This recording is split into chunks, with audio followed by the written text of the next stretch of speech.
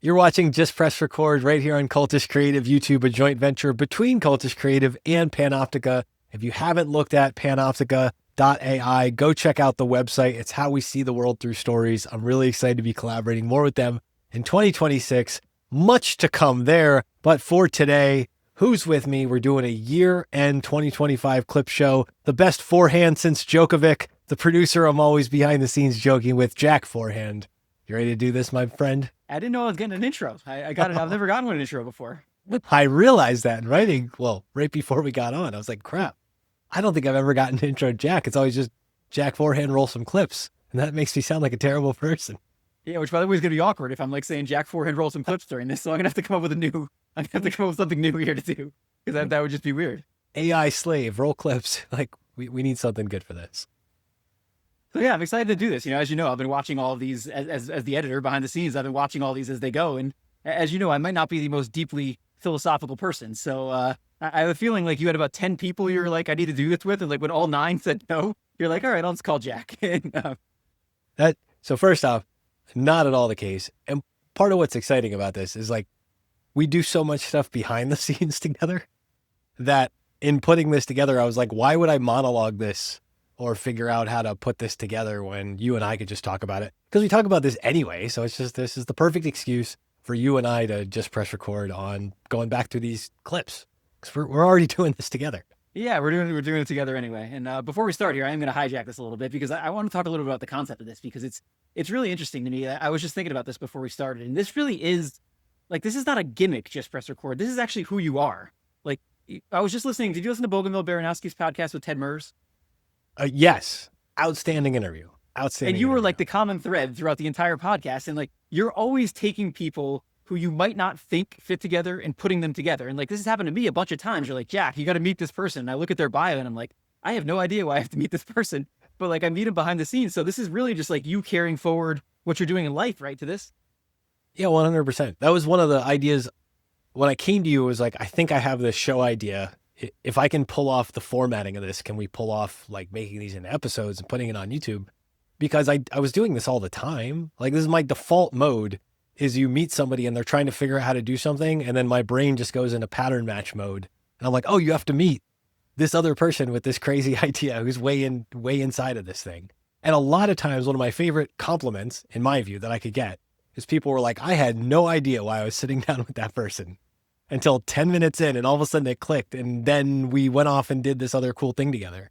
And so the premise of the show is I was doing this anyway.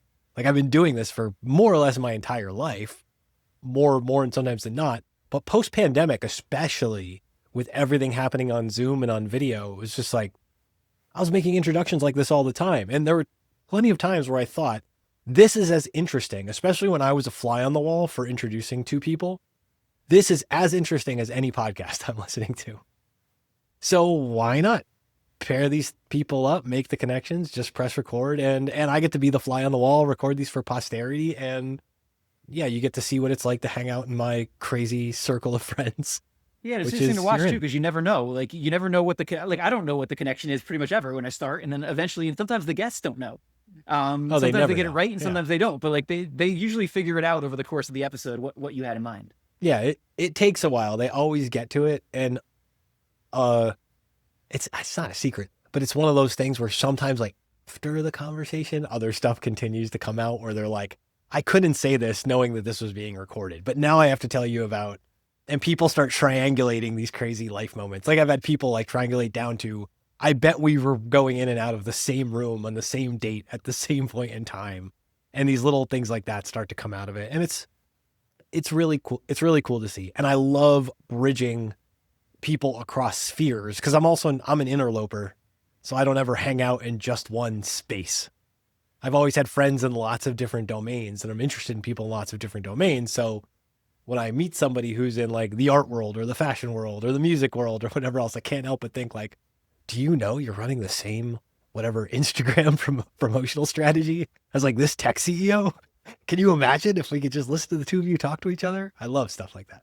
I know if I ever show up on this, you're going to find some way to take what I'm doing with like YouTube thumbnails and stuff and relate it to something that has absolutely nothing to do with, or like that I would think would have absolutely nothing to do with that. I think that's probably, I'm probably not qualified guess for this, but if I ever am, I think that's the direction you're probably going. Oh, you're a qualified guess. You either get like Mr. Beast or you get like, I don't know, get the person behind the movie Beastmaster, like something totally random. But I'll find some thread that I go, I bet this will unlock some weird corner of your brain. And that's the whole goal of this show. Unlock something. Oh, and I got to say this too.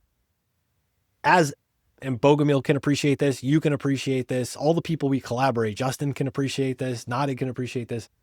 We come into stuff with like a set of questions. This show is all about chaos. Like there's no outline.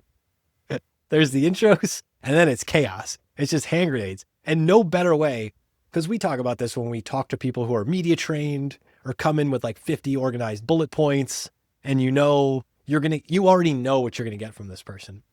In this case, with no outline, they don't know what I'm going to say. They're showing up to a blind introduction. All they know is that I'm going to be here and one other person on the calendar invites for this show. But then the rest of it is like, I can't plan for what the other random person is going to ask. And therefore, it's the most chaotic interview show that I can imagine coming up with that still has a core structure because everybody wants to figure out like why they're being paired up. And that's a special element too. You cannot plan stuff like this. You just have to put yourself in a space for it to occur. And as you know, you're talking to Mr. Interview Outline. So you're talking to basically the opposite of like everybody who comes on Excess Returns has a pretty detailed interview outline of at least generally what direction we're going to go in. So this is like the complete opposite of that. But this is why we work well together too. This is why I love doing stuff with you, because that shared values, complementary skills thing. We both do something in a very different way. And then when you combine it, it's not overlapping. And that's a guiding principle of my life for a reason. So we should probably get into the clips here because I've probably hijacked your show for long enough because we've got 10 really great clips here. And the first one is, and this was one that I like have taken something from in my life since I heard it.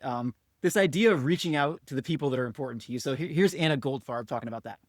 And my dad told me that article really opened up a wound in his soul. And it made him think of his friend from childhood that he hadn't talked to in 10, 15 years. And he really missed him. And I said, Daddy, you should reach out to him.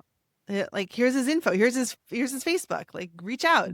And my dad never did. He was anxious. He didn't know if his friend would be mad at him for not reaching out. The uncertainty really, like tripped him up. Mm-hmm. And 6 months later, my dad came down with COVID during a hospital stay, and he died shortly thereafter. And he never got a chance to reach out to his friend. 2 days after my dad died, I reached out to the friend's son on LinkedIn and said, I need to speak with your dad. Please put us in touch. And 45 minutes later, I was on the phone with his long lost best friend. And I told him that, he was so excited to hear from me. And I had to tell him, my dad just died 2 days ago from COVID. And he was, obviously distraught. And I said, we had a conversation 6 months ago about him reaching out to you. And he said, I bear responsibility too. I could have reached out to him just as easily as he could have reached out to me.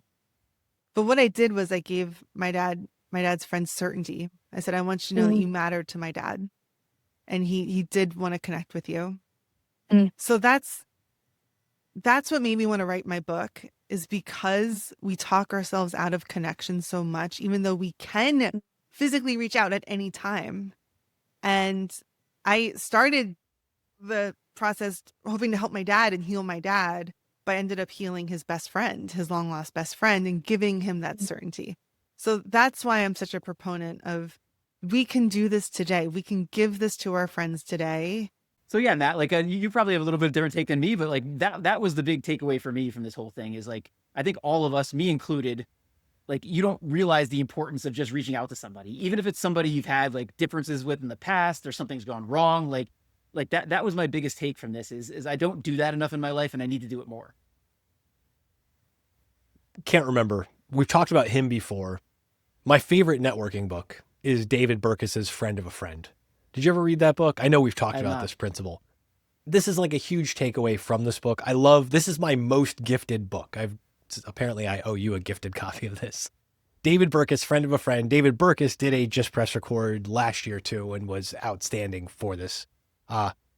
This idea though of just reaching out to people and checking into people, you need your network, or you need to build your network of people who you know, not for getting a new job or whatever, like that stuff. Yes, that too, you go through something hard in life, But you need to develop these things when times are good so you have them when times are bad. And David has an entire book of just helping you think through the networking properties of how that works. And it was a life-changing read for me like 10 years ago. So this clip, and Anna Goldfarb's saying this to Naomi Wynn and myself. Naomi's got counter stories in the interview that are also incredible. But this story that she tells about how like her dad dies without being able to reach out to this friend. And in that thing, in him passing, she reaches out and the person's like, it's on me too. I could have reached out to him.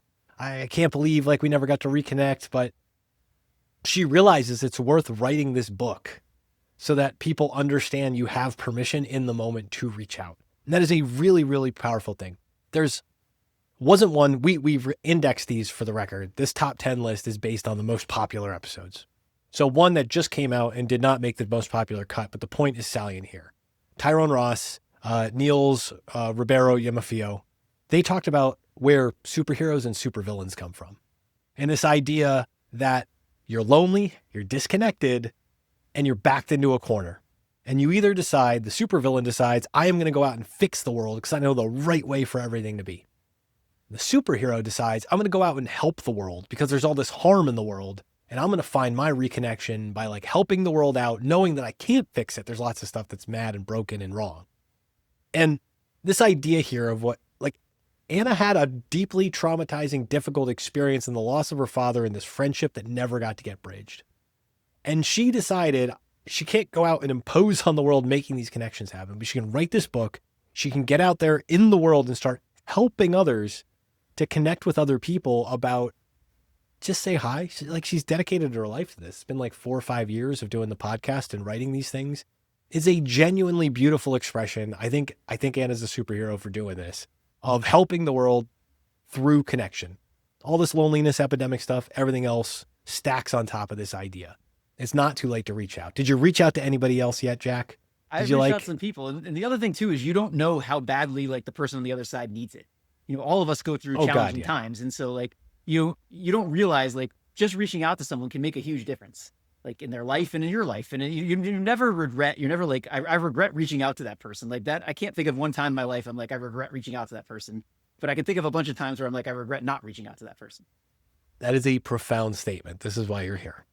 How many times will you regret reaching out to somebody where you're like, oh my God, I should have known it was going to go that way. Or instead, and I've had this experience way too many times, where I've reached out, I've shared something that's going on or why I'm thinking of the person, only to have them not echo back what I said, but share something that rhymes with my experience or with whatever's going on. And I have so many friends that we're that much closer because we did the things friends do and we shared that information with each other. Yeah, totally agree. So the next clip is potentially the smartest person I've ever listened to on any podcast. And I would not want to interview him because I would be out of my league. But you did an excellent job here. And here's Tom Morgan talking about the importance of age 36. Weirdly, someone once told me that like the first 18 years of your life, you're like building a person.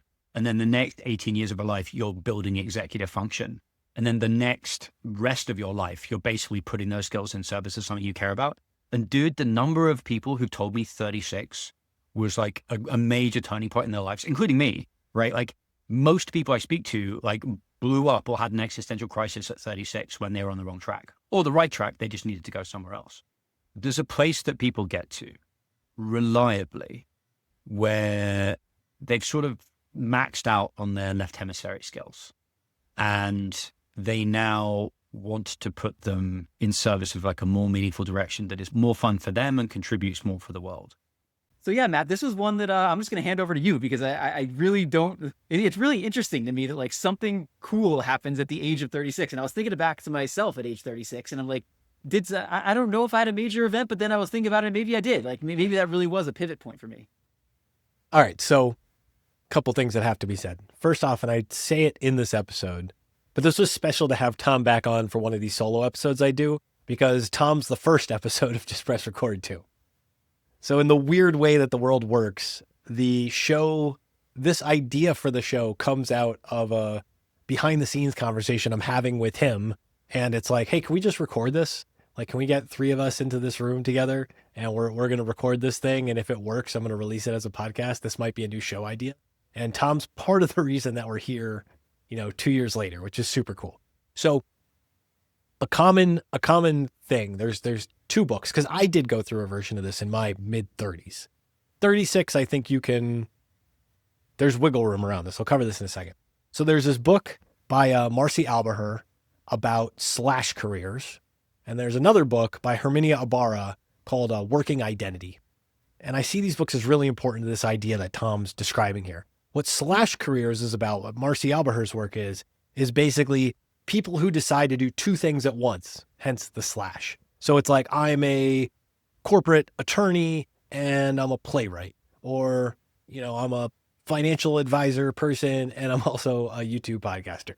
You can relate to this stuff already. You have many slashes in your Jack Forehand life, as I well know. I do, and I assume this does not apply to the people that are like working at Google and Microsoft and not telling the other one about it, which you also see a little bit today with the multiple careers. If you can get AI to pull that off for you, it lasts for a little while, I am sure. So the idea, though, in Marcy's work is you can like coexist in these 2 spaces at once. And what Herminia Ibarra's work is about our working identity. And instead of looking at the slash, and you can look at either side of the slash, just one career, she basically says it's going to take you, anytime you're forming a new identity, especially with work, it's going to take you 3 to 5 years to ebb into that new identity. You need to do it for a series of time. And this is consistent with Alberher's work, because what she's showing is that like the corporate attorney slowly becomes a playwright and self-identifies as that playwright over a period of time before the balancing occurs. So Tom's idea of the age of 36 is based on this idea that about every 18 years of life, very much rhyming with Neil Howe's fourth turning stuff, that everything's like in these 20-year increments. And this is where I say you can like round this up or round this down by a little bit.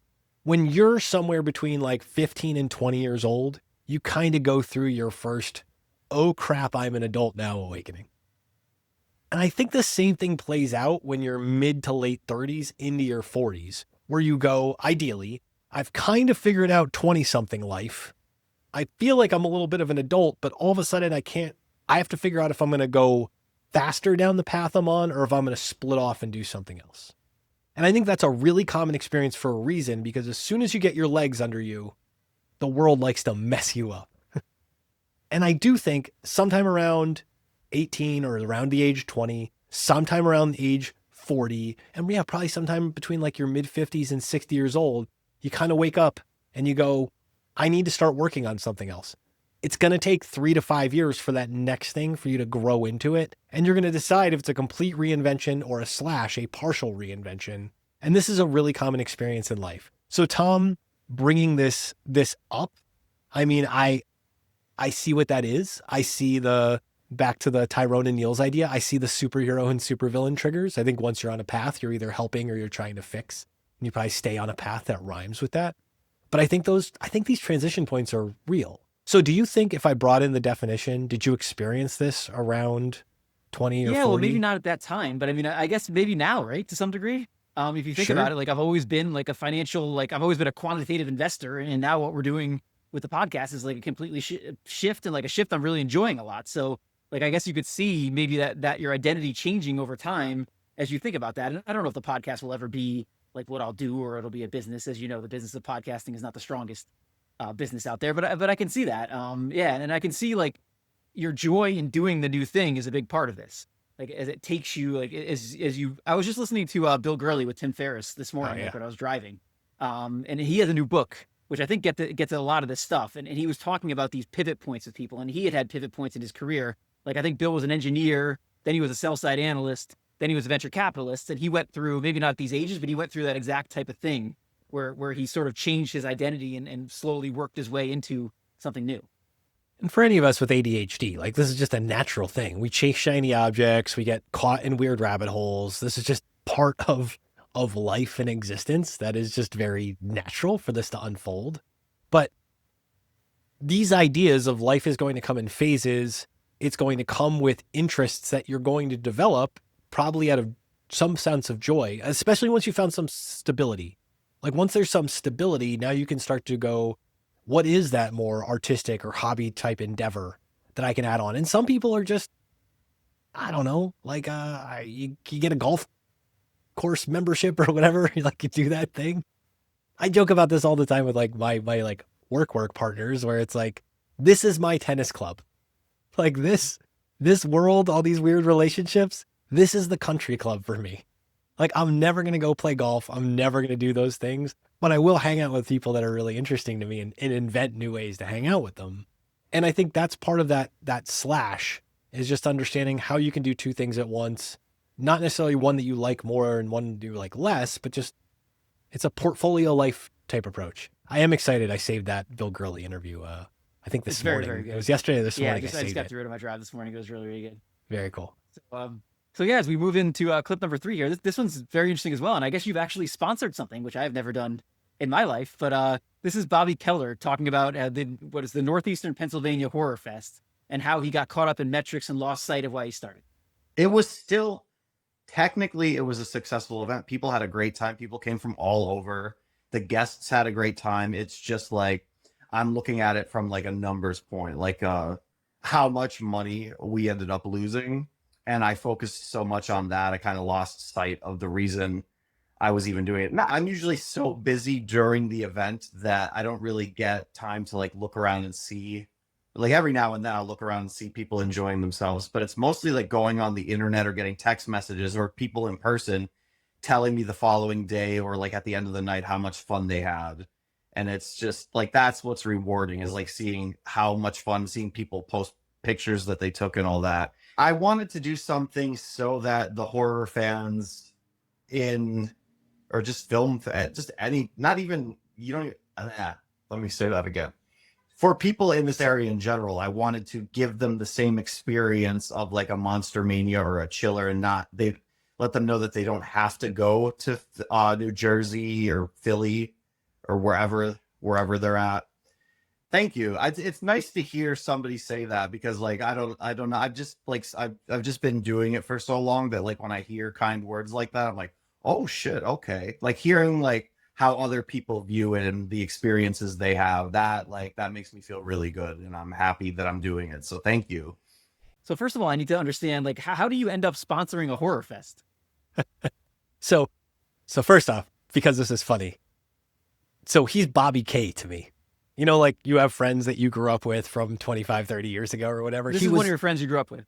Yeah, and we're a couple years apart, so we weren't hanging out necessarily together in immediate friend circles, but we were in adjacent friend circles who 25, 30 years ago were like playing in bands and like putting on shows and renting VFWs and doing events and stuff like that. So he was a known body in the local music scene and whatever you want to call it that I was a part of, like friend groups of friend groups intermingling and overlapping. So I felt really bad because when we were doing this, it's like, he's just Bobby K to me. Like he's in my phone as Bobby K. He's like, no one's called me Bobby K in 25 years. I'm like, I'm really sorry. And we put that in the title, too. Didn't we put like Bobby K in the title? We did. It was like, I've got people reaching out to me like, who's Bobby K basically? And I'm like, oh, I forgot. They didn't know you in like 1999. So there's a difference here. Okay. So how did we end up sponsoring this? So he'd been doing this horror fest for 10 years and it's had its ups and downs. It's whatever, but it was a really important thing. And my wife and I, when we moved back to this area where we're both from about 3-4 years ago, when we moved back, a big part of us moving back was, I mean, I live in the land of where The Office, like the TV show, Scranton, Pennsylvania, like that's my backyard, like this area. It's a recessed part of the country. It's not recessed now, but like that's like a key part of its development is everything you see on The Office is very, very close to home for a lot of like what I grew up in and what I grew up around. So I grew up, and same with my wife, as just wanting to escape this area. Like life mission. We both made it out at 17 independently. Like get us the hell out of Dodge. That was the entire goal. But something happened in the 20 years that I spent out of this area is I just continued to develop this appreciation for all this weird stuff that I learned about, knew about, experienced growing up here, and then was able to take out into the rest of the world. And then the pandemic happens and remote work and everything else. It's like, I can travel to all these other places, but I can go back and be near family and help with stuff that I want to help with and say for my wife. So we came back and we got here. One of the things we realized was like the people who put on, the adults who are 20, 30, 40-year-olds who put on the local shows, who put on the local film festivals, who did the stuff that actually let us know we could get out of this area. Somebody has to do that. And so we started talking about who do we know that's still doing stuff. And we have a few friends who are now like our age and being those people. And we were like, we want to collaborate and get behind those ideas. We want to help show those paths out. And Bobby, 11th year, renting basically one of the local drive-in theaters. He gets a ton of local vendors. He gets local musicians and bands. He had people do basically like a stage violence, like showing like, you know, how we cut limbs off on like a stage and like a theater production and like how this works. He's got that set up in a tent. And I'm just watching a full age range of like kids and teenagers all the way up to like 60-year-olds walk through this place on that night and going, all of them see such a bigger world in these movies coming in from across the state and from overseas and whatever on this giant screen, all these vendors, all these people, all these ideas, is it's such a bigger representation than the valley we grew up in. And I love people who are like, we're right here, we're doing something cool, but here are the roads to all this cooler stuff that are bigger and outside of it. So when he said he was looking for fundraisers and he wasn't sure if he was going to do it again, my wife was like, we really should do this. And I was like, you're right. Let's jump in. Let's sponsor this. Let's make sure this happens, because we're not where we are today if it's not for people in his shoes doing events like this in our childhood. And that's a huge thing we're committed to for next year too. Yeah, and so the clip gets into this idea that I think he was maybe measuring the wrong thing as he was thinking about this, right? Which is something I can relate to too, because I've definitely had many, many situations, both like an investing career and in life, where I kind of look at something and I'm like, this is how I'm determining whether it's successful. And then I realized that was absolutely not the way to determine whether it was successful. Yeah, especially when it comes down to chasing the financial risks that he's taken on in prior editions of this fest, where like bring in big name guests, bring in people who you think, like the spoiler is it doesn't dramatically alter your audience profile, the return on the event. Like what you want to bring in big name guests, you might have to charge more to get in. And that might not drive up attendance or your profit margin. It's all the business stuff that we talk about all the time. And like we've been trained to think about, but trying to do all this extra stuff to make this bigger and more impressive and whatever else didn't actually improve the quality of the event for the people who are coming to the event or for himself and his sanity. And that is a brutal gut punch to take and receive, but it's cost of tuition. And I love the idea that he was like, I'm going to kind of take this back to its roots, and I'm just going to make this about the people who are coming and giving them a really, really special event. And his main concern is like, how do I make this replicable so I can put this on again next year? And that event is as much about the audience as it is for the vendors, as it is for the people making the films, these indie movies who are now getting it shown on the screen. And that's a really special thing to understand. Like, we're going to get more in this in some other clips, where that fits in and not trying to make it bigger than it has to be, because you're just torturing yourself. How do you relate to that idea? Well, I love the idea that when the metric to measure a thing, like whether you should be doing the thing and how successful the thing is not money. Yeah. And that's like, because I think if you think about what we're doing with the excess returns of the podcast, like if we were measuring whether we do the thing based on like what Matt's billable time is worth, like it wouldn't exist in the first place. But second of all, like the way we're doing it is about, and it seems like this is what he was doing too, is this is about like creating community and creating the best event he can. And like, if we were going to do that with excess returns, it would be you and me and a bunch of bearish macro people. We would just be interviewing them one after another, and we would get lots and lots of views, but it wouldn't be something that we would enjoy. It wouldn't be something that represents us as human beings. So like, I can relate to it from that perspective. Like the path to podcasting, first of all, the profitable path to podcasting may not exist, but if it does exist, it's certainly like, I don't want to go through it that way. I want to do it the right way and see if it'll work. Yeah. And it's the only way you're going to do it again. And that's the great part about what Bobby's doing with this event and with all the different things he does, is that it's making sure this is something I genuinely want to do. If I was in the audience, I would genuinely want to be here. And this, again, very, very special framing as I see it, which is there is a whole demographic of people that this event is going to reach that's either going to make them, because there's nothing wrong with living here. Like I've come to peace with that. I really love living here. I've got a lot of really special things, but it's like, great, there's cool stuff like this for us to do as adults. But man, if you're like 15 and you go to something like that and you see these options and you get a chance because now these weirdos are in the same space as you and you can ask them questions, it changed my life. That kind of stuff changed my life. So important. This next clip I can definitely relate to. So this is Julia Duthie and Nancy Berger, and that was a really good episode on many levels. But I think the way I boiled it down for myself is they're talking about overcoming fear and becoming your true self. I had the opposite, stage fright, Matt. I had stage excitement. If anything, I had to kind of calm it a bit. No, it was literally, I remember my first gig, my first proper gig. I think I was about 15. And I don't know, I just came out like a jack in the box, I think. I was just like so excitable. So I was in my first band when I turned 40. Cool. Because I was so afraid of regretting of not trying and having that regret that I just barreled through. And I've been in bands ever since, and I still perform. So I was standing there, the front woman, the lead, looking out at the puffs of smoke, breathing it all in, just barreling through like I had done this 35,000 times before, but it was the first time. So it was more of an exercise in convincing myself that I was comfortable. And I guess I pulled it off because nobody really knew. Well, I was just about to say, don't be fooled. I got plenty of fears. They're just different ones. Standing up in front of an audience and a microphone was nothing.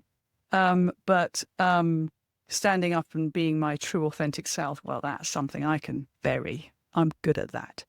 So I think, and actually when I look back now, I think it was all part of it that was masking the hell out of it.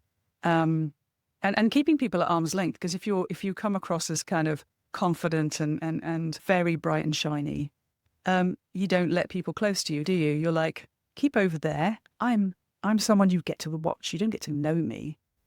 If you could sort of condense it to a feeling or a thought, what gave you that push to do it? To we won't use the phrase you don't like, but be myself. Be yourself. Well, it started with my dad dying. I had a very complicated relationship with my dad. And he was gay, and he just was never able to say anything about it or live it. He was born in 1929.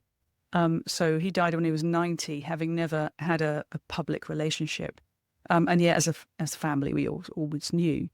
And when he died, I just remember sort of, I was with him, and I'm looking down at him, and I saw this very, very sort of, I don't know, lifeless body. I mean, but it's not when we've all seen lifeless bodies on the telly, but it's when it's somebody you've grown up with and you know it very intimately, and you see their hands not moving and their whole body is just still. And it felt like yesterday this was the most animated person I knew, this vital person, this person with great charisma and energy, and it felt like yesterday he was my age. And here he was completely prone never to experience life again. And I remember just looking at him and going, well, two things. Wow. Death really is very final, isn't it? He's never going to have anything happen to him again in this earth. And secondly, I said out loud, I said, Dad, you're the only person I could have ever spoken to about this, and you're gone. And I never had the courage to speak to you about it. And that sent me into a bit of a spiral. And that spiral led me to a therapist. And I decided from then on I was not going to live inauthentically. If I've only got a handful of summers left, I want to do them properly. I want to really live honestly and wholeheartedly. Nancy, the fear thing, because the fear inside of Julia's story, like how do you understand that? You have a unique way of looking at this stuff. I understand it on a cellular level at my core. I think many, many people have a story of fear. For me, I was diagnosed with bipolar disorder when I was 40. And I struggled with an eating disorder since I was 15. And I had these young children, and I was in a marriage I wasn't really happy with. I was riddled with fear, so afraid that if anybody knew really everything about me, I would just be unlovable and just cast aside. And so for me, it was, okay, this is who I am. Whatever meaning people attach to the different struggles that I have in my life, that's their business. It's up to me to, figure out if I'm going to hide or if I'm going to, lean in and kind of figure this stuff out. And therapy, I've been in therapy for 35 years, so I'm no stranger. Medication for 17, psychotropic medication for 17 years. Once I started figuring out my own wiring and why I was having these thought patterns, where it all came from, what were my early experiences that kind of fueled this whole story I was writing? Was it even true, half of it? And it was a long journey of unpacking this kind of narrative. And I figured that if I could figure out how to end some of my suffering, I was going to help somebody else do it because, man, it is not an easy fix. It took a lot of years, but I resolved so many of the triggers because I could reframe the thinking around them. And now that's what I talk about, because I can't think of anything more valuable or satisfying than to help people figure out what gets in their own way. It's like, I always use this metaphor, we're all like Dorothy. You got the slippers? We don't know that if we tap them together, we're going to get to Kansas. We don't know anything, but it's all right here. So I get really jazzed talking to people about the power they have to change everything with their own, with the fuel they already have. So fear was a motivator, I think, for me. It's like, is this going to be it? Like, you were looking down at your dad and I watched my dad die. I get it. It's like, what? Wow. Okay. Is that it? I've got another 30 years, 40 years. Let's give it a go. Like, otherwise I have only myself to blame. So I got a little pissed about it, a little bit like, no. And that's where I think change started to happen. So Matt, this is basically me in many ways. Like, I do not want to, like, both of them talked about the idea, and they were both doing it musically, but also like speaking publicly. They talked about like getting out there and like speaking in front of an audience, and I freaking hate that. Like, I can't stand it. I don't want to do it. I like had to force myself, like even doing these podcasts in the first place. Like, I'm not the person who gets it. I think you might be. Like, I'm not the person who, like, we've got this huge guest in the podcast and I like get like tons of energy from doing it. I'm like the person that's very nervous to doing it and has to prepare really well to do it. And so like this really related to me, but I've seen, like, from starting to do it more, like I've seen a lot of benefits in my life from finally just saying, all right, I don't care. Like, if I'm not great on video or if I hate the sound of my voice, like, I'm just going to get up there and I'm going to do it. And I've seen a lot of benefits. So that's how I related to it. You could probably explain it better than I can. I love that. And there's a point of nuance in what you just said too, that I know this is a longer clip, but I wanted this full clip because it embodies this idea of Julia's doing something at 15. And I relate to Julia's case where it's just like, I want to do this. I want to play guitar. I want to play music. I want to do these things. And like, I'm on stages that same age. It's like, oh, you go ask this person, you get a gig. Like, we had the local indie shop, shout out to Cafe Metropolis, where like the guy, Kevin, writes the thing down on the little like doily for like the coffee, plate or whatever thing. He writes down the name and the number. And next thing you know, you're calling, you're pitching, and you're an opening band at something. And you're like, oh, like, here I am on the stage. And like, this is just who I am and what I do now, because this is fun. So I had the experience Julia had. Nancy gets that multiple decades later. Back to this Tom Morgan idea of like these almost 20-year increments in life. She gets it way later in life, but they can totally relate to each other in that, like, you just get up on stage and you do your thing. And if it's the part that gives you joy of being up there, you kind of fake it till you make it. And make it is an abstract term, but you just kind of go like, let me try this. Let me see if I love this. And if I love this, then I just have to keep putting myself in this situation because I love the outcome that comes with it. The idea that we can find this at different chapters in life, I think, is really profound and touching and fascinating. Because how old are you when you start doing any of this podcast stuff? Like early mid 40s. Okay, right. So it's like, I'm right around 40. You're a few years ahead of me. You started earlier than I did, but then we got linked up 3-4 years ago now. So it's kind of different parts in your life. You can discover a completely new skill set that you've never touched before. And then you're going to figure out if it serves you or not. And I love that because I think you're really good at it. I love that it's serving you. Maybe you don't come away charged up and energized in the true extrovert sense, but I've accepted in the pure ambivert sense that I am. It's like I'm extremely introverted with some things, extremely extroverted in other things.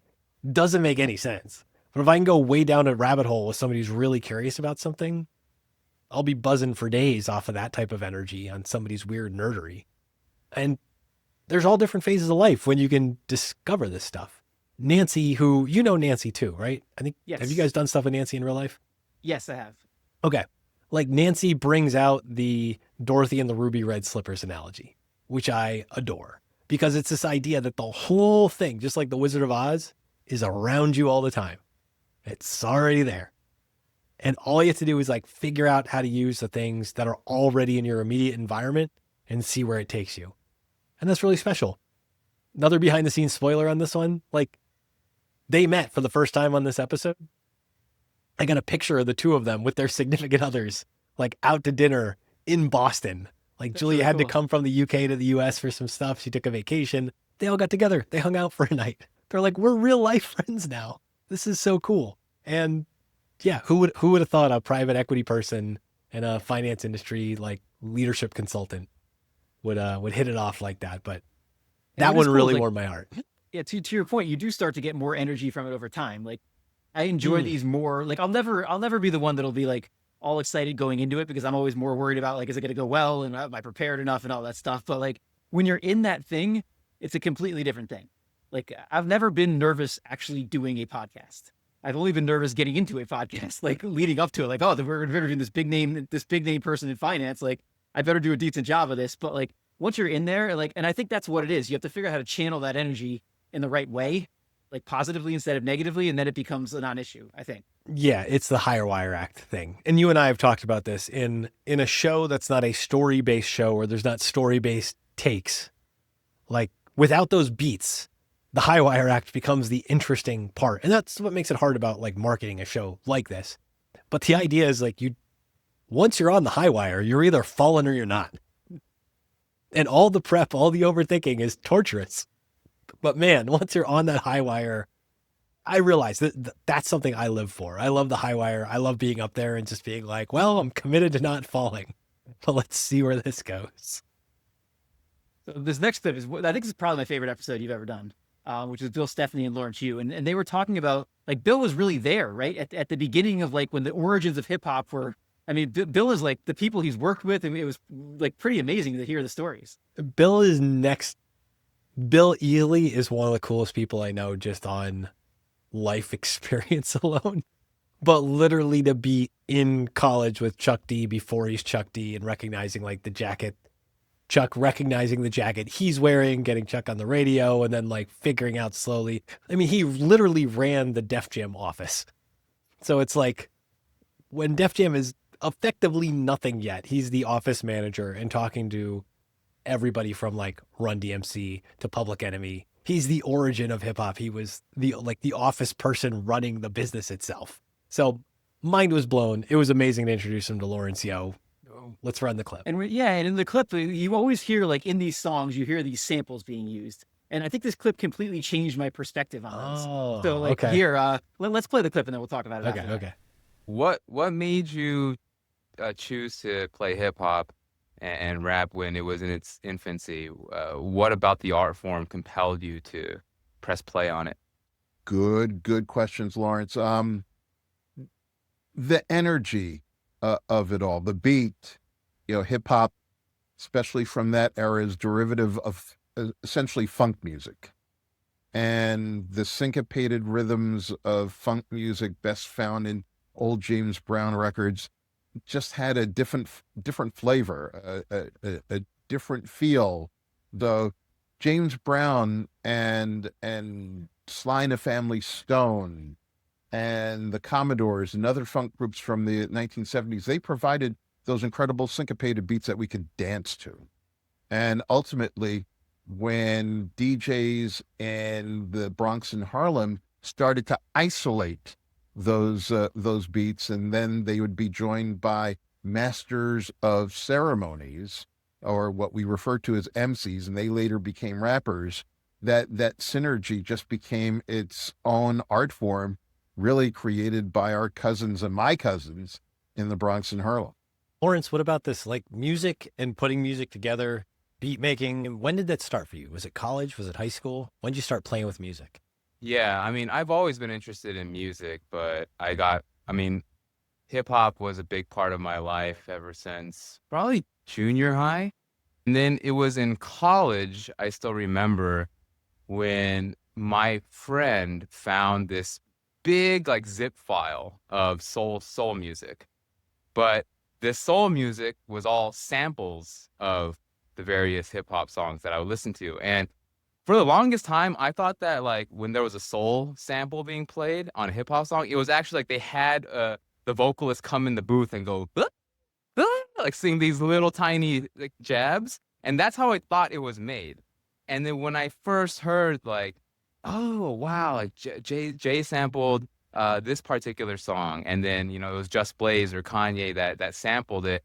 It blew my mind. It completely blew my mind that was how it was created. And what was interesting was that one frame could view it as, oh, they just plagiarized it. They just took that pre-existing music and then just copy and pasted it, and they call it, rap. But my frame was like, what an act of creative genius to be able to listen and be influenced by these old soul songs, funk songs, jazz songs, whatever, and then find the pieces that could be looped or chopped up and then reorganize the whole thing to create an entirely new melody or entirely new song. And that, it pulled me in right away. The fact that you could look at creativity that way. So not only did that deepen my appreciation for hip hop, and I think one of the beautiful things about hip hop is that it deepens your appreciation for all music in general, because it pulls off of so many different types of genres of music. And that really gave me this understanding that, wow, I could look at music with an entirely different canvas if I'm going to try to make beats myself. So yeah, like that was the new, that might not be your big takeaway, but that whole idea, first of all, like I'm the person, like I don't know a lot about music, as you know. So like a lot of times when these samples are being used in musical pieces, I don't even know that's happening.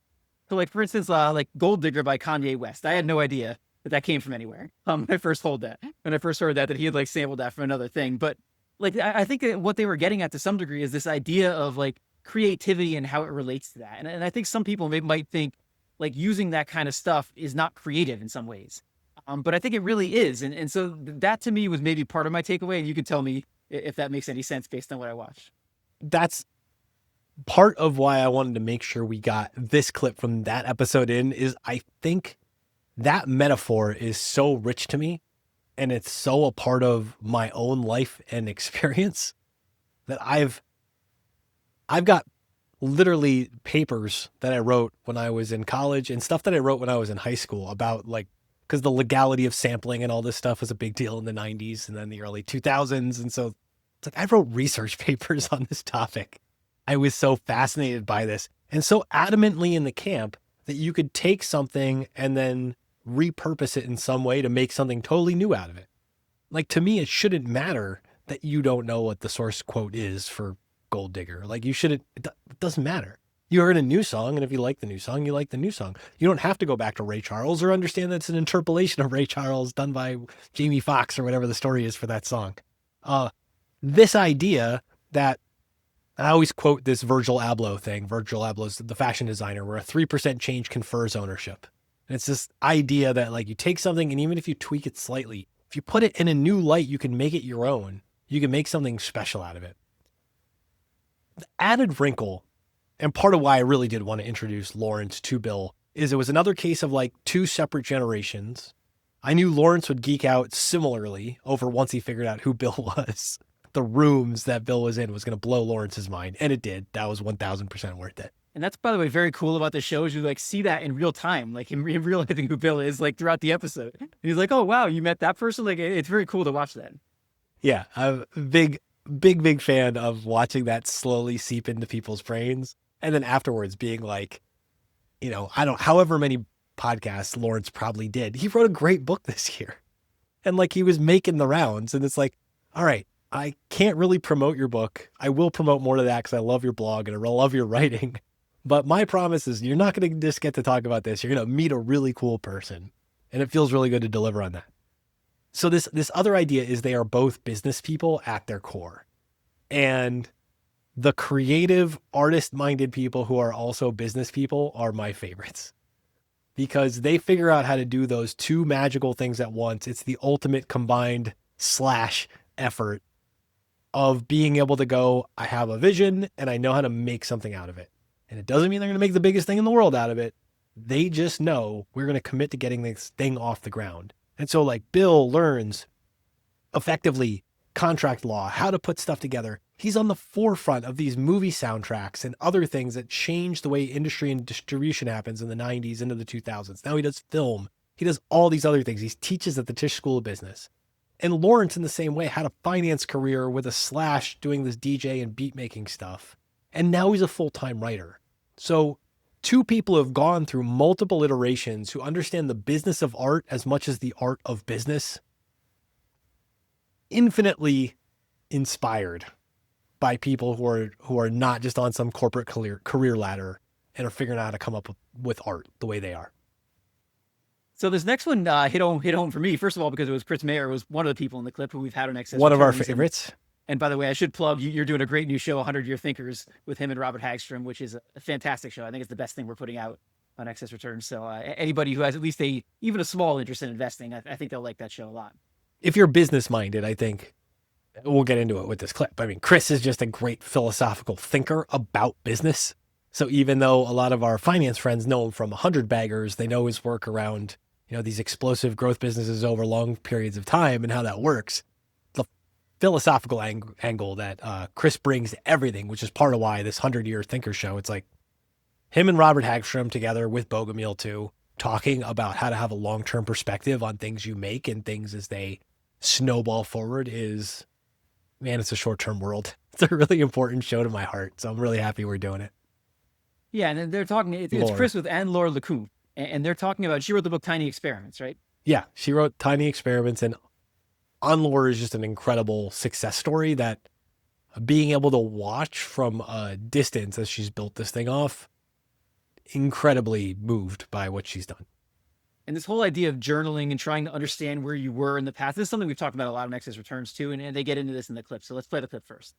I always tell people, like, one of the great things about keeping a daily journal is that, over a period of time, you can see how much you changed, and you can't lie to yourself about it. Like, you look and read what you wrote 2-3 years ago. You say, yeah, that's actually what I thought. You're free to say that was what I thought then. And you recognize that you're always changing. And so you're free to change your mind. And that's one value, I think, in time-stamping these ideas, is to depersonalize them a little bit.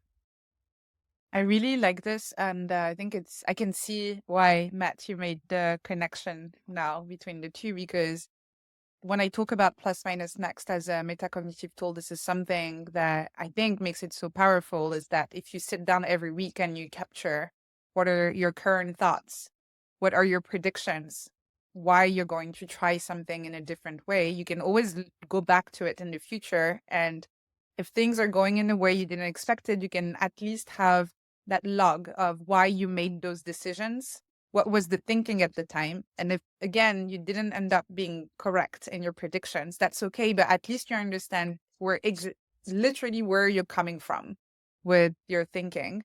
And because of the next column, it also captures thinking as an ever-evolving process rather than something that is fixed and rigid. Mhm. And so I also journaled every day. And to me, plus minus next every week is just more of a log, a more structured log of my current thoughts that I can sift through. And it's very easy to go through them and see how my thinking has evolved, going through my experiences. And as you said, it's actually fascinating to look back in December over what I was thinking in January, my worldview at the time, or even my priorities at the time, seeing how some things felt really big and important in January. And now in December, I can't even remember that I ever worried about that. Yeah, that's huge. I mean, I agree. That's something that jumps out at me too when I keep these journals, is that when you're writing them, that at that moment, what you're writing about, it seems really important. And then it doesn't really take very much time, and you almost can't even remember it. I also think a lot about, when I think about assumptions, I think about the language we use ourselves, just the things we use to describe things in the world, and how that influences the way we think. There's a whole bunch of words that we use where, like all and never, or that are implied in what we say. So if we say something like, well, retail is a tough business. Well, is all retail a tough business? Is it always a tough business? So you ask these sort of questions that are just, our language makes these assumptions. And then when you pick up on those key words like the is or the always or the never or whatever it is, then that leads to questions that can be interesting. How do you think about absolutes? This is a follow-up to this, Anne-Laure. What I was thinking about listening to that retail example is the next follow-up question is, and even if that was the case, if that's the case, that all retail is stuff, does it have to be? Because that's what we assume, right? We just assume if that's the case for every business today, then it just has to be the case. And so I think when you stop thinking in absolutes, it opens up a world of possibilities in terms of what you could try, at least experiment with. Yeah, this actually made me think about, we have our closing question on excess returns, which is what is one lesson you teach the average investor? And Tobias Carlyle said something along these same lines, which is like in investing, but in life in general, like this whole idea of journaling and this whole idea of understanding where I was at the time so I could properly learn from that experience, because we all misremember the way things actually played out. That was a big takeaway for me from this clip is how important that is and how important it is, like in terms of what you're doing going forward, to have that journal and to really understand what was going on.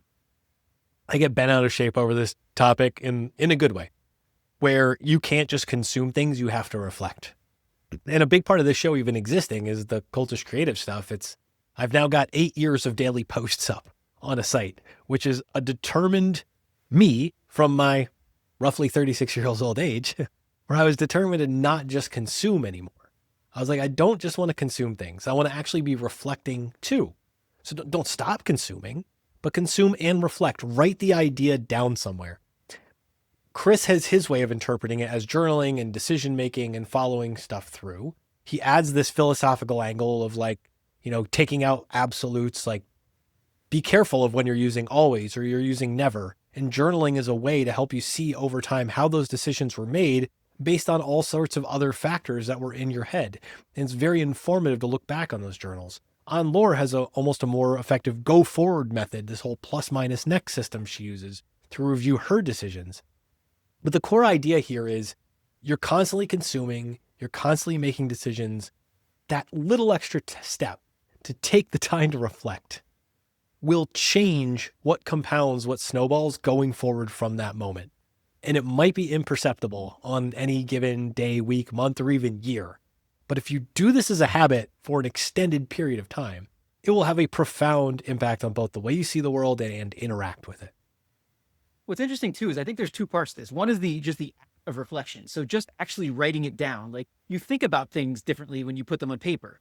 And then the other part is being able to go back and see it later. So it's like, even if you don't do the second part, you still benefit, right? From the first part of just writing it down. Like you think so much clearer, I think, when you write things down. Yeah, because you have to make logical sense to yourself. This is one of the things I see a lot with, we've talked about this. Like we use AI for a bunch of different stuff, including YouTube video summaries and just helping. I use it for editorial work with lots of things. And there's all the beating up of like, oh, don't use the M dash. Oh, don't use, oppositional framings and all these little things that are like, they're annoying little tells on when somebody's doing it. However, the clarifying of one's thinking is hard and it takes work and practice. And like AI can help you do that, but can also make you better at doing it by iterating on this over and over and over again and being aware of these little things that you might not want to do. Because if you don't know how to use an M dash, don't use an M dash. I don't, because I've been in fear of them for my entire life because I had an English teacher mom and an English teacher grandmother. And that and the semicolon are two things I know I will use incorrectly. So you will not find it in my writing out of fear. But this idea of anything that helps you clarify your thoughts on the paper, and if it helps you get there a little bit faster, AI or not, just you want that habit of consuming, reflecting, and then clarifying it. So when you go back later, you know what you're thinking. It's not like, an old journal or something where like, I can't even read my handwriting anymore. You want that added layer because that perspective shift of when you clarify it, it does improve your ability to communicate with yourself, if nothing else. I love that you're leaning into the M dash because I'm like the person when I deal with ChatGPT or anything, I'm having it help me write. I'm like, do not under any circumstances use the M dash. And you're like the exact opposite of that. You're like, I've been using it the whole time and I'm going to keep using it. I don't care. No, I use my floating hyphens. I'm very comfortable with how it works as a matter of speech as I would talk for it to be on the page. And I'm like, no, I'm leaving that in. Just don't do it the way that, I have to do it the way I'm comfortable. I can't let it impose that structure on me. But, and same thing, I saw somebody hating on this oppositional framing thing. And I'm like, I hate that when I see it 7 times, but it's a really useful way to say something is this and not that, or is not this, but is this, is very clarifying as a device. And I would hate to think that somebody doing an exercise like this would be limited by not wanting to use a tool that helps them clarify their thinking when they're on their way to get there. Because, hey, it might just be you're 60 years old and doing this for the first time, or 40 years old doing this for the first time. And anything that helps you with this reflection is worth it. Yeah, and the absolutes part was really important too, especially from someone in the world of investing, because like absolutes just kill you in the world of investing. Everybody's like, market's going up or market's going down, or AI is repeating the .com era. Like, exactly. Like anytime you do something like that and you can't see the nuance, like you get yourself in massive trouble. Exactly. So I really like this one, Matt. And first of all, like we'll talk in a second about why this probably shows that I'm not a very smart person. But this was a really good clip. It's Grant Williams and Craig Pierce, who's from Harriman House. And first of all, two awesome British accents, and I'm a big sucker for a exceptional British accent. But also they're just talking about the benefits of reading. And you and I will debate this afterwards, but let's play the clip. You can't check your phone while you're reading a book. There's really nothing like it. There's nothing like spending time just quietly reading a book with no interruptions. It's an extraordinary gift, and I think Craig's absolutely right. It's one of the greatest inventions. I'd probably put fire above it. Can you name a successful person who doesn't read a lot? No, I can reading could be in the broader sense here, and even it could be actually taking in ideas from other places in any medium. If you aren't doing that, and reading is really the main one, then you aren't taking yourself forward. It's the single best way to continue education once you've left formal education. So as you probably know, Matt, I am not a very well-read person. Whenever anybody says, like, if anybody's smart, they must read books, I'm like, I'm in a lot of trouble here. But what I will say is, and we'll get into this later, but like, I have found a different medium to do the same thing, like, since podcasts came out. So like, I am in podcasts all the time. So hopefully I'm making up for the fact that throughout my life, I was not a strong reader. I would argue that very strongly about you. And I think this is true. There's lots of areas where the medium matters. And Grant makes the point how when you're reading, it's really hard to multitask. I think that's a very important point here. I think we've talked about this before. I'm a big plane reader. Like when I'm going on a plane trip, like I am giddy when I am traveling on a long plane trip. And to the great amusement of like my wife or anybody I'm traveling with, I'll have like 3 or 4 books ready because I'm like, I'm going to crush 1, if not 2, maybe like 3 books on this trip, like depending on layovers and other things, because I love the complete unfocused tunnel vision I get on a book when I'm on a plane. So this idea that you can't multitask when you're reading, I think is really powerful. Anybody who has very strong focus around something that they're consuming, I think it's the same benefit as you can get from reading. So first, let me ask this, and I'm sure you, like me, multitask when you're doing podcasts or other things. But yeah, I'm also sure there's times that you laser in or you stop and take a note or. It is, yeah. And that's an argument in their favor, by the way. I think reading is better from that perspective. Like everybody's, listening to podcasts when they're working out or they're doing the dishes or, my kids are yelling at me from like, there's all kinds of things I'm doing, like while I'm listening to podcasts. And so I don't think, like, sometimes I'll have to go back and listen to it again. I don't retain it as well as when I read. But I think it's been a great, like, middle ground for someone like me who is doing so much stuff all the time that I can get that in now, whereas maybe I can't sit down and read a book. Like, I am able to do it. So I think it is probably suboptimal relative to reading, but I think it's much better relative to nothing. Much better relative to nothing. And I think there's lots of areas of deep focus where we see people doing these things and it carries over into other domains. We see people who have deep domain expertise in one category. It applies to others because they've learned how to build a really deep habit in one medium. And I think that carries over outside of books. Books are just a great example of where that focus is a certain type of focus. The other thing in this clip that I love, and this is one of those things where like Craig is, I feel like Craig is one of the people I got to know probably because of you and other people. He's a name that you don't see. What do you call it? He's not the name that's like on the marquee. He's like in the playbill or something in like the notes, right? Because Craig's the guy. We all basically know Morgan Housel the way we know Morgan Housel because of Craig. Like, he's a publisher. He's an ultimate curator and editor of ideas into a format for distribution. And Grant, by and large, same way. These podcasts don't exist if I don't see Grant in the finance space doing the type of deep, long-form interviews that he was doing.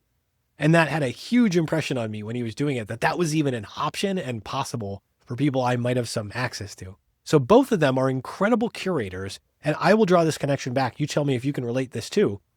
I look at Bill Stephney and Lawrence Yeo and the conversation they had about sampling as an act of curation and creation. And I go, I see Grant doing the same thing all the time. I see Craig Pierce doing the same thing all the time. And I think these are all special ways of pulling people into a moment and making them present, like you with Gold Digger, apparently. Yeah, exactly. At least I know what's going on there now, which I didn't before. Yeah. So as we go on to the next clip here, this is I think this is your most popular episode by a good amount, right? This is the most popular episode by a good amount, as it is right to be, because this was a truly, truly special introduction to me. And it's really cool because, like, in the world you operate in, like, I don't operate in the world of music, but like everybody I know that does was like, I can't believe he brought those two people together. Like, that's like a really, really cool thing. And they're two people who are like so passionate about what they're doing that I think even if you didn't know who they were going into it, it's like, it's such a cool thing to listen to. This is a very cool thing.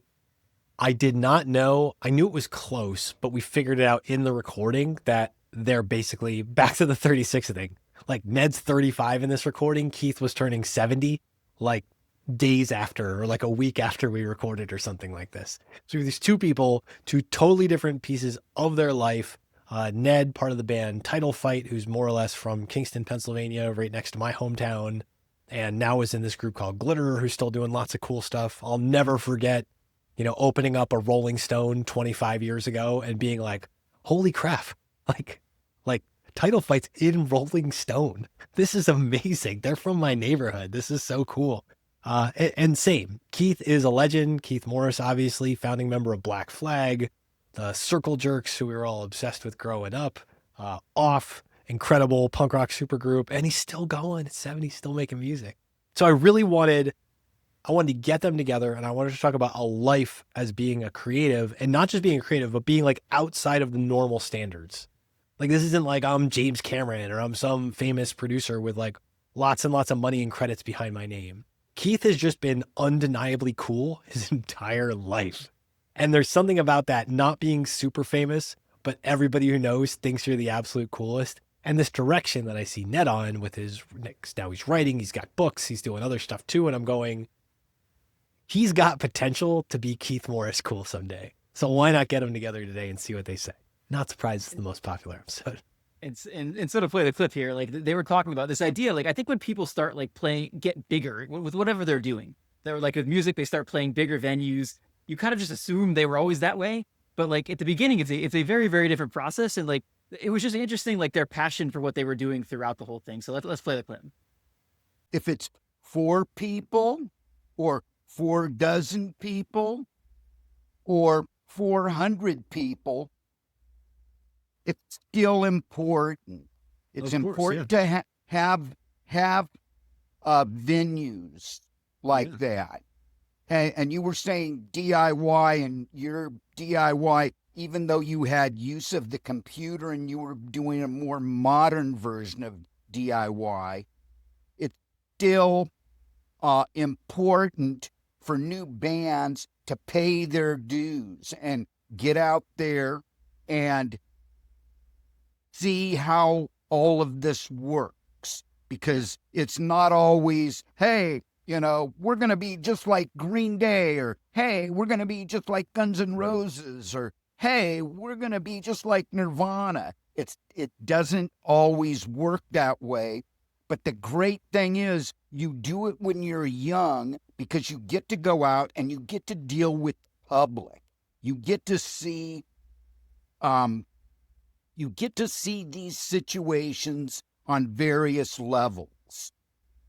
The entertainment business is set up nowadays that the days of the big recording contract, those are gone. what we've discovered is we're going to make more money by going out and performing in all of these different rooms, these various rooms in various shapes and sizes, because that's how we pay our rent. You know, and a lot of us still have day jobs. A lot of us still have other things that we do. We're interested in other things. And, you know, that's the modern world. I'm going to swing this. You got these little clubs that you start off, and then stuff builds up. From 2009, 2010 till 2016, we were touring 6 months out of the year, you know, at least. And so, like Keith said, also, like, everything is just kind of a blur. And it's like, yeah, like the stuff gets kind of a little bigger, and it moves fast, but also I think because you're doing so much, it feels like it moves really slow at the same time in a really weird way. And so it's like all these changes are occurring, and you can kind of track them and notice them, but they're just kind of, I don't know, you're just so focused on playing music and like, I don't know, having like a good show that I'm not like, okay, after we do this thing, we got to play to 500 more people. It's just like, I just want to play a good show tonight, and I just want to like do this, and whatever happens, you know, we have to do tomorrow. I'll figure that out tomorrow.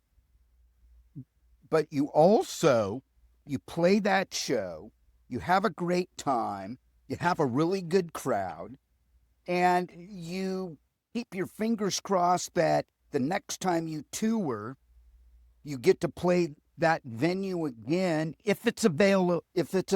Yeah. Because there's a zillion bands out there now, and it's like you got to have a really great booking agent who gets a hold on the room, and keep your fingers crossed that the next time you go through, you get to play that same venue, you're familiar with it, and the crowd grows in size. When you're on tour and you're rolling along and doing your thing, you can stop to think about, God, I'm playing CBGBs, or oh, I'm playing the Whiskey A Go-Go, or Emos in Austin, Texas. Mm-hmm. But the fact of the matter is like you were saying, Ned, you're in this, and you're doing it, and there's a certain, you're getting your live legs going, you're getting into your groove, and sometimes it can become a blur. Mm-hmm. You're fortunate that you got to play some of your favorite places, some historical places. That's going to happen if you stick to doing this. You're going to be playing in some places with some of your favorite bands. You're going to be playing in some of these places with some of your friends. But yeah, Matt, I'll let you maybe start the analysis of this, but that was probably my biggest takeaways here, is like they were talking about some of these small places they played, and they were talking about the importance of that. And you could see like the passion and enjoyment they still got. And like everybody, I wrote down like, just go do the thing.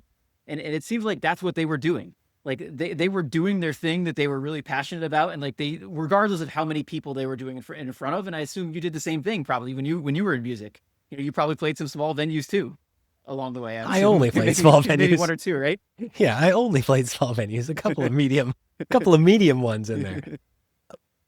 This idea of like whether you're playing to 4 people at a nothing club in Vermont. I loved when they found clubs that they both had played at, and they had some crazy story about, you know, playing at a garage in a cul-de-sac or whatever. Like just very, very cool. Very, very relatable. But this idea of that you go and then the next time some more people show up. I think about this in audience growth with everything we're doing.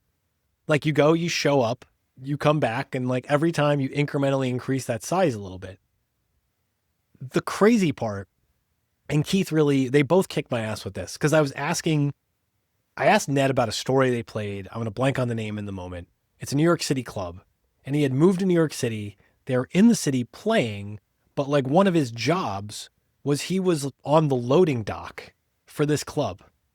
So he's living in the city, trying to make it as a musician, working odds and ends jobs. And he's like, the tour bus shows up. He carries like the drums and the guitar amps and whatever from the bus into on the stage on the loading dock. And like within a year of him being the guy loading stuff in, he's headlining on the same stage at this venue. And A, life moves very fast sometimes. B, it's hard to stop and appreciate what's going on. Back to this idea of like books make you present. It's very hard for stuff in life to stop you and make you present and go, take inventory of this amazing thing you're doing right now. Because this is going to be gone. And then you might be back to playing small rooms. You might be back to whatever else. But take inventory of this thing when it happens. It's really hard to slow down. But then also just to realize that, back to Bobby K, like, don't measure this by the wrong metrics. If you're loving doing this, who cares if there's 4,000 people or 400 people or 4 people? And that's hard to come to peace with, your love of the process that way. But both of these guys, that was a big takeaway from this interview that I took away. That's the difference, though, between people who keep doing it and people who don't, is like that passion of doing it. Like, because you see that in the world of podcasting, too. Like, everybody in the world starts a podcast. Very, very few people see it through because they realize how much work's involved in it. They realize they make no money doing it. And like, if you don't enjoy doing it, and we're still a very small podcast with excess returns, but we've had at least some growth, and like, you just never get there because it just takes that love of what you're doing. I don't know. Did you listen to David Sendra's thing he did on Bruce Springsteen recently? Yes. Both inspired to listen to that after hearing the Patrick O'Shaughnessy one where he got stuck on that for like, you know, and look, as a Northeastern Pennsylvania person, like the boss is like part of, you know, local legend going to the Jersey Shore every summer in my youth. So yes. What were you to say about that episode? There were so many good lessons in that, but like Bruce was not going to be denied. Like Bruce loved what he was doing. And like all the stuff he went through, like it didn't matter. Like Bruce was not going to be stopped. Like he did all this stuff. He played crazy small venues. He had different bands. He had things fall apart on him. Like he had a really tough family life, but he just was not going to be denied. And like that to me is, and you see that in Ned and Keith too. Like these are the types of people that just love what they're doing. And like, they're not going to be stopped from doing it. Yeah. I would be doing it anyway is one of the greatest things you can say to yourself and then realize you have to lean into it. If you would be doing it anyway, to your point at the beginning of this, and thank you for calling this out, I was making introductions like this anyway. All I'm doing is recording them right now. Maybe someday I'll stop recording them. I'll still be making introductions like this because I think it's fun. And you got to be fun. You got to be present in those moments. And you have to figure out that stuff that's tied to your identity and who you are. Because this is why Keith is still going. This is why he had like a sellout party on his 70th birthday celebrating him, where we're laughing. We're looking at the pictures. My wife's showing me the pictures of like, I think it was after his party on Facebook. And you're like, he's hanging out with like Jack Black and all these other people, like all these celebrities. And you're like, how do they even know this guy? And it's like, oh, well, they lived next to each other in like LA once a long time ago or something. And you start to find out these details. It's like, no, they're all just there because they love doing something. And that's the highest form of living I can come up with so far. So this next clip is Roger Mitchell and our good friend Jason Buck. And this one was really interesting to me because everybody, like when they get a lot of money, wants to own a sports team. It's like something they want to do, but then the behind the scenes of how that actually works and like the profit incentive, everything kind of gets mangled up in there. So here's them talking about this. Taking a small idea or culture or art, like I think you've talked about this before, but the way I always think about it is like, how do you differentiate now is like almost those clubs that were trying to break away for like Super League, right? Like you had the commercialization of like the English Premier League and maybe some of the other top flight clubs. But you talk about all the time is like anything below that is a community asset and should be treated as such. But trying to like, to me, as I'm talking to these owners all the time, they're looking for investment. They're trying to cross that chasm, right? They're trying to be like a third division, you know, like a League 2 club or a League 1 club. And they think that their aspiration is to keep getting promotion and everything. And I'm like, no, why not try to run a good business that's part of the fabric of the local community, but they can't help themselves now with maybe like the Wrexhams of this world, these dreams of making it to the Premier League. But like, that's what maybe Matt was hinting at, is like, how do you think about that bifurcation of this world now? There's a lot to unpack there. The thing about, I don't know if you agree, Jason, the thing about people coming into soccer, and it probably applies to all sports, including American sports, is that no matter how disciplined they have been in their other career, they could have been Warren Buffett-esque in terms of Charlie Munger, even better. You know, not missing a beat. And they buy a football, a soccer club, a baseball club.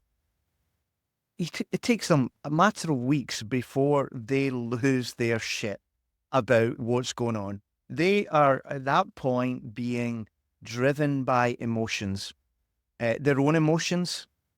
And if they are stronger, they will hold out a little bit until the fans' emotions overwhelm them.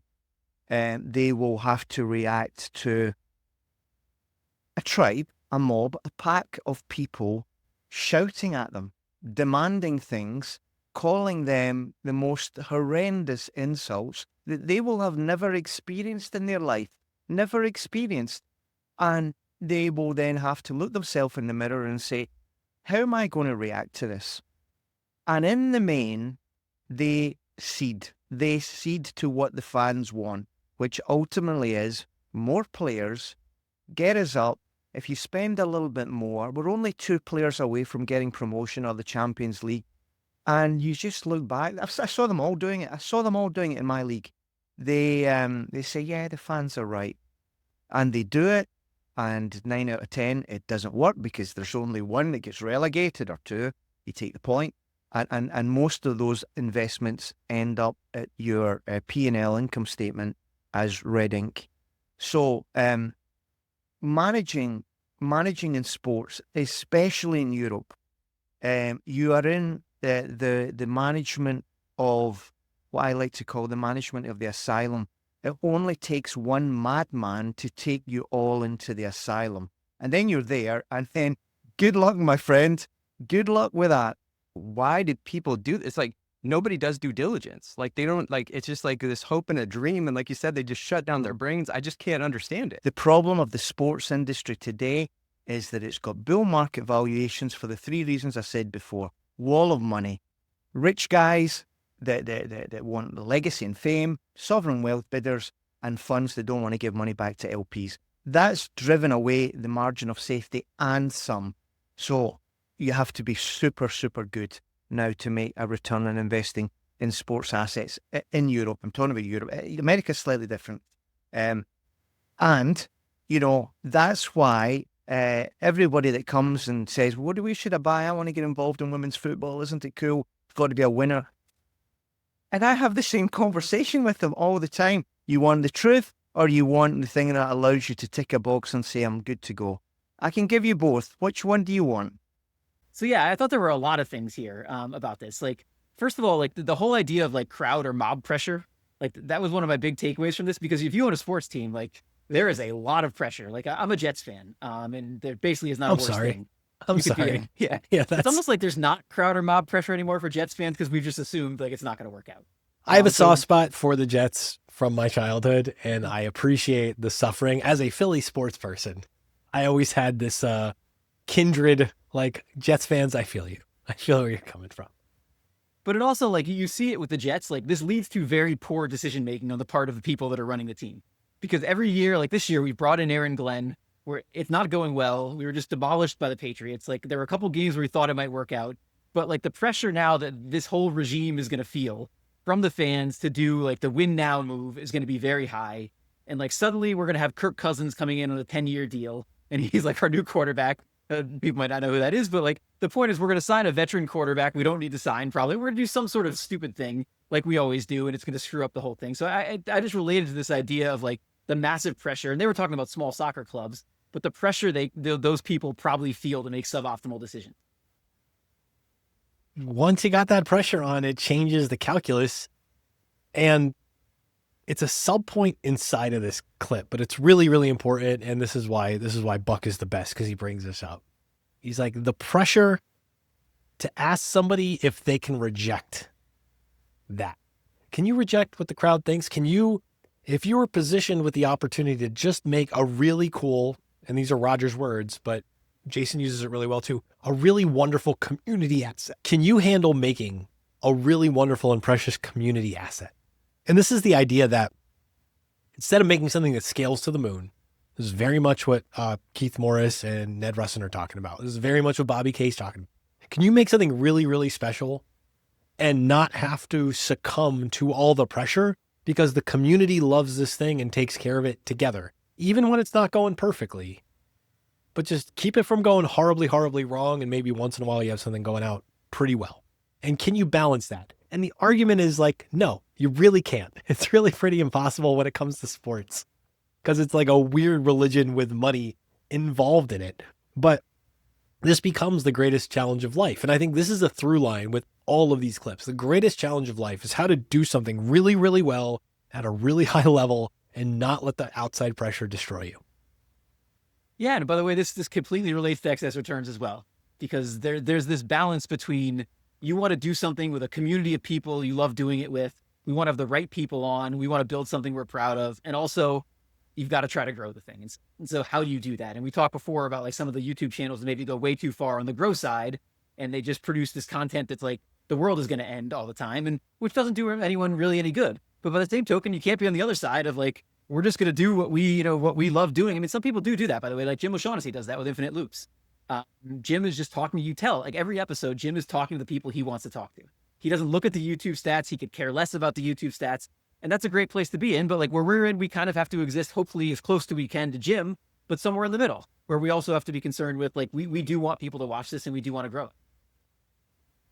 And I think what Jim does really, really well to capitalize on that point is he's made a community asset in and around the stuff that he's doing. And Patrick O'Shaughnessy's done a version of the same thing with Invest Like the Best too. There is a community of people around those shows that it's an asset for those people that they're not trying to build and monetize to something beyond that. The more musical example would be something like what David Senra's built, where you have Senra's community. It's a lot easier to be a fan of that from the outside or a fan of pieces of it. And Senra's kind of like the musical artist who's kind of like blown up with this thing. And there's layers of community and products and services and things you can now stitch into to get access there. But we see this in a lot of these other media spaces too, where it's that balancing act between a community asset that won't, and this is Senra's gift, won't succumb to the outside pressure of you should also do these 10 other things too. Like Senra's like, I'm still just going to read biographies and get really excited about them with too much espresso. And that's why it works, because he's not succumbing to that outside pressure of, will you also do this thing too? We'll see what happens with the interviews and some of the other things, but like this is a challenge in anybody trying to build something creative, is understanding where the ceiling is that you are comfortable staying under. Yeah, and I think sometimes those people do create the best outcomes by not worrying about that stuff. Like David Senra is a great example of someone who had. Like, would you think like someone could sit there and read biographies and would like get as large as he has gotten? Like you would never think that in a million years. No. And one of the things I think about excess returns, and we certainly aren't doing anything like at the level he's doing, but the idea that I think we stay to the core of what we want to be, I think that and eventually will be better. I think eventually that will result in the growth. And I think like how many people want to watch doom and gloom bearish macro YouTube episodes? It can result in very fast growth to a certain point, but it probably caps out at a certain point because like you're not benefiting that much from that. So I do think if we try to stay to the core of what we want to be, and that's great with what you're doing with this, by the way, too. Like you are legitimately doing with Just Press Record what you want to do. You're talking to two people. I've never seen you on there and be like, Matt doesn't want to talk to those two people. Like, those people are there in the first place because you actually want to talk to them. Because I invited them. I sent them the blind calendar invite and talked them into doing this really awkward thing. There's a lot of lift before the episode to drag them into this super strange invitation. But that makes it, to your point. Yeah, that's right. And as I've said to you from the beginning, like I'm keeping you away from the YouTube stats. I'm keeping you away from the click-through rates. Like I don't want you to, because it would make your product worse if you worried about that kind of stuff. If you're like, well, if I pair this celebrity with this person, I'm not really that interested in talking to him, but if I did it, it might get watched by a lot of people. Like that's not what you should be doing. So like as much as I do that stuff on the excess return side, I try to stay away from it here because I think you've got a thing that's eventually going to be very successful because of what it is. You've got like a David Senra type thing here. And it's just more like you finding who I'm curious to see these two people talking to each other. Like just keep doing that and it'll work. And inside of that, it's no secret. Like we're working on a bunch of these projects together and they all intermingle.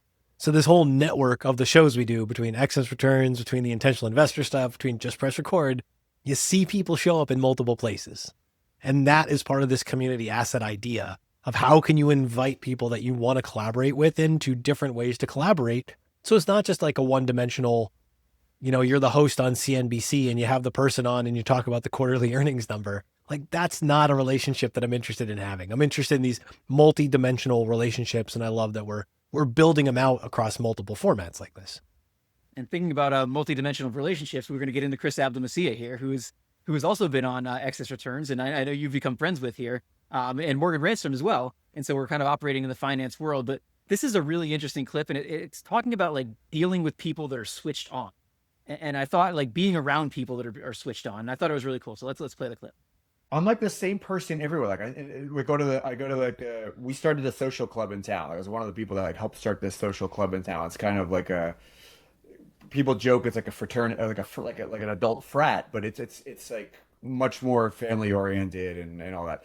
And it's like I'm the same personality there. I'm like the same nerd I am on the internet as I am with like my family, like an exhausting nerd with my family. Like it's just I feel like I'm even probably the same way at the music school all the time. I drag my kids there because I want them to like. I do think. I think about this idea of like community is like, and Morgan uses this word a lot too. Like, I think is really important as well. Like, it's kind of why the social club exists. It's kind of why, I want my kids to be at the music school, even if they're not interested in music, because there's a bunch of people there who are switched on to something. To me, it's like, am I around people that are like switched on, that are into something, that are engaged? They're all trying to explore their own thing. This is the only thing. It's like my North Star. It's like, where just can we be around people that are like into whatever, and not like sort of like passive about stuff. That's pretty much it for me. I just think about everything. I was like, is a person switched on? That's kind of like the thing that I like. And so which I think like the switched off is becoming more and more common, feels like, right? As we're all just kind of like in our phones, or apathetic or whatever it is. Like and AI is begging us to switch off. They're like, don't even be creative anymore. Don't even be creative. Just allow it. Yeah. Chris is saying like, I'm the same person in every context. It's like, I'm highly compartmentalized. And that's I've been talking to coaches about this. I've been talking to therapists about this, like, fix this for me, because it sucks. Because I show up differently in different spaces, probably because I'm such a empath that I'm like reading situations and people, and then I kind of try to please that situation. So I will kind of change myself for that. And now that I'm entering my 40s, it's like, I don't want to dump that. It's fucking exhausting. Like, I don't want to do this anymore. And I'm trying to like be so non-compartmentalized. I want to be the same person. And so like, you think about like stylistically, like I would love to show up to work in something that's closer to like what I wear on stage. Right. Like I'm working on that, but obviously it's not working yet, but like I'm working on that. And I think like, so I've like built this Morgan on Purpose brand, and the whole idea is like, I wrote a book called Money with Purpose. I do music. I'm also a great flipping financial planner. And I love talking about investments and finance and that sort of stuff. And by the way, I'll talk about family and legacy all day long. And I want to bring that all together because like it's exhausting only being able to talk about this in this context and this in this context and this with this group of people and all that stuff. It's like you want to show up just as you. So I admire that about you, Chris. Yeah, this all seems, I mean, you're kind of bringing me into like all these clips. There's obviously some reason you picked all these clips because they all like tend to relate to each other. Like this is me going through at the beginning. Like I got 10 clips, but at the end I'm like, we've actually brought a lot of these together. And this idea of people that are switched on and the idea of like people that are passionate about what they do and surrounding yourself with those people. I think that indirectly is what we've been trying to do. And it's one of the reasons I like working with you and all the stuff we do is like, you're really into it. Like you and I could have these deep conversations about like into this rabbit hole that like nobody else would find any interest in, but we can go there. So I think that's a really cool idea. This concept of we pick the people that were around us. I love watching Chris do this with his family and with his kids and with the music school, the stuff that he writes on Moon Tower. He showcases tons of this. And this was partly pairing with Morgan because Morgan does the same thing with his kids. Morgan's got his financial planning business and this whole career. And then he's got a band and Stone Arch Rivals. And they put out an album this year, and he's playing guitar, and he's taking his kids to stuff. He's getting his kids to do things. These are people who are intentionally focused on the community they are keeping around them. And as Morgan rightfully responds to Chris halfway through this clip, like, there is a trend for people to be switched off in the world and to be passive. This is the hard critique of the AI users, where they just outsource it to AI and they don't put any of their own reflection. Instead of their reflection with AI focusing it up or cleaning it up or editing it, it's just like, think for me. I'm checked out. I am switched off. There is a push towards that in the world today. Chris is out there making sure that he's seeking out other people who are switched on and will collaboratively reflect something back on him and his family and the life that he's trying to build. Morgan's doing the same thing. You have to intentionally do this because, I mean, we see this in every single clip here. I mean, I'm looking back at the list, like Rachel telling Naomi and I about just investing in relationships across the board. Tom and reinventing yourself at the age of 18 and the people you need around you to reinvent yourself. Figuring out your right values and how to scale them the way that Bobby did it. Looking for how it rhymes with others across experiences. That's Nancy and Julia. You've got all the angles of the creative process like Lawrence and Bill. You reflect on it, take those notes, keep the journal like Chris and Anne-Laure, Grant and Craig. That's being present and being focused with the experience of what you're taking in so you can turn something out on the other end, because then you can do amazing things the way that Ned and Keith do these amazing things. And you might realize, you know, it's making you crazy, or it's making other people making you crazy the way Buck and Roger describe this. But that's where you set that boundary. I don't see too many adults doing it the way that Chris and Morgan are doing it. And that guiding principle of, are the people around me switched on? That's a pretty damn good guiding principle to make sure you have the right community around you. And for a show that's all about networking, I mean, that's a pretty damn good point, if I do say so myself. Yeah, one of the things I've said to you a few times, like, is with all the stuff we're working on, is like, I've been trying to boil down like what I want to do in the life in like to some simple principles. And like the best thing I've come up with is do good things with good people. And I think that relates to like a lot of the clips we're talking about today. If you're doing something you're passionate about, that you enjoy, and you surround yourself with people that make you better as a human being, that are switched on too, like, to the extent you can do that, it seems to work out in the end. Like, obviously it's hard, you have to overcome things, but it seems like it works out in the end. So I don't know how much that relates to a lot of these clips together, but to me, it seems like it does. It 100% does. And I brought it up in that first clip from Tyrone and Neil's, the superhero versus supervillain starting point idea. And it's just, the supervillain wants to fix everything. The superhero wants to help the situation. And if you are switched on, good things with good people, good work for good people, good work with good people, shared values with complementary skills, all the things that you and I each say about everything we do when we talk to each other about this. It's, if you find people who want to help and you all want to help each other, crazy doors start opening up. And if you just keep expanding that surface area of the right people who are helping, and you will meet some along the way that are transactional or aren't helping in the same way, or you're just like, we're not on the same page with this. And that doesn't mean they're bad. It's just we can't help each other in the way that I need to be helpful in this case. That's the growth opportunity here. But if you keep doing it, I mean, hey, like, we got some pretty cool stuff going on with this, Jack. And I'm having fun. I hope you're having fun too. I'm having fun, and I have to credit you for this. I mean, a lot of these people, these good people that I've met doing good things, are because of you.